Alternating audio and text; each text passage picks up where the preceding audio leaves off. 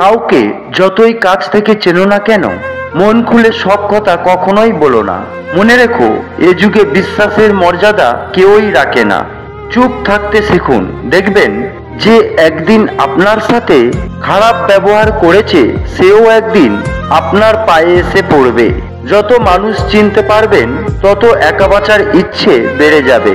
আর বুঝতে শিখবেন, একাকিত্ব কখনোই বেইমানি করে না। মানুষ কখনো ইচ্ছে করে বদলায় না। কিছু মানুষের অবহেলা, কিছু মানুষের স্মৃতি, কিছু মানুষের ব্যবহার আর পরিস্থিতি ও সময় মানুষকে বদলাতে বাধ্য করে। আজকাল কথা কম বলতেই বেশি ভালো লাগে, কারণ আমি জানি কথা বোঝার মতো মানুষের সংখ্যা খুবই কম, কিন্তু আঘাত করা মানুষের সংখ্যা অনেক বেশি। অন্ধ লোক যদি হঠাৎ চোখে দেখতে পায়, তখন সে সর্বপ্রথম হাতের লাঠিটাকে ফেলে দেয়, অথচ এই লাঠিটাই তার দুঃসময়ের সঙ্গী ছিল। আসলে প্রয়োজন ছাড়া কেউ কাউকে মনে রাখে না। মানুষ কেন এমন হয়? দেখতে লাগে মায়াময়, কাছে এলে অভিনয়, দূরে গেলে কিছুই নয়। এই কি মানুষের পরিচয়? তাই তো মানুষকে বিশ্বাস করতে ভয় হয়। জীবন মোমবাতি নয়, তবুও নিভে যায়। মনটা আয়না নয়, তবুও ভেঙে যায়। স্বপ্নগুলো পাখি নয়, তবুও উড়ে যায়।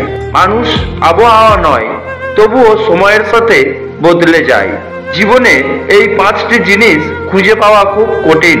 নিজের মনের মতো একটা মানুষ, নিষ্পাপ একটা মন, কষ্টের ভাগিদার, নিঃস্বার্থ ভালোবাসা, বিশ্বাসী মানুষ। তুমি ভালো না খারাপ, কাউকে তা প্রমাণ করতে যেও না। নিজের কাছেই সব সময় সৎ থাকো, তাহলেই হবে। শুধু অপেক্ষা করো, সময় একদিন সব কিছুর ঠিক উত্তর দিয়ে দেবে। জীবনে যা কিছুই ছেড়ে দাও না কেন, হাসি আর আশা কখনো ছাড়বে না, কারণ এই দুটো জিনিসই তোমাকে বেঁচে থাকতে সাহায্য করবে। মানুষকে জীবনে 6বার হেরে যেতে হয়। নাম্বার 1 টাকার কাছে, নাম্বার 2 ভালোবাসার কাছে, নাম্বার 3 সময়ের কাছে, নাম্বার 4 বিবেকের কাছে, নাম্বার 5 বন্ধুত্বের কাছে, নাম্বার 6 অবশেষে মৃত্যুর কাছে। ছোটবেলায় শিখেছি, তুমি কারো ক্ষতি না করলে কেউ তোমার ক্ষতি করবে না। আর বাস্তবে শিখলাম, তুমি যার ভালো চাইবে সে সবার আগে তোমার ক্ষতি করবে। বাবার টাকায় অহংকার করে মজা নেই। মজা তো তখনই আসবে যখন টাকাটা তোমার হবে আর অহংকার তোমার বাবার হবে।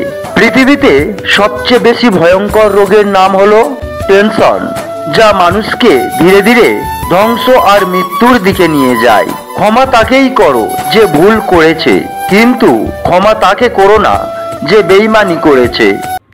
এই রকম মোটিভেশনাল ভিডিও দেখার জন্য চ্যানেলটি সাবস্ক্রাইব করে পাশে থাকার অনুরোধ করছি। ধন্যবাদ।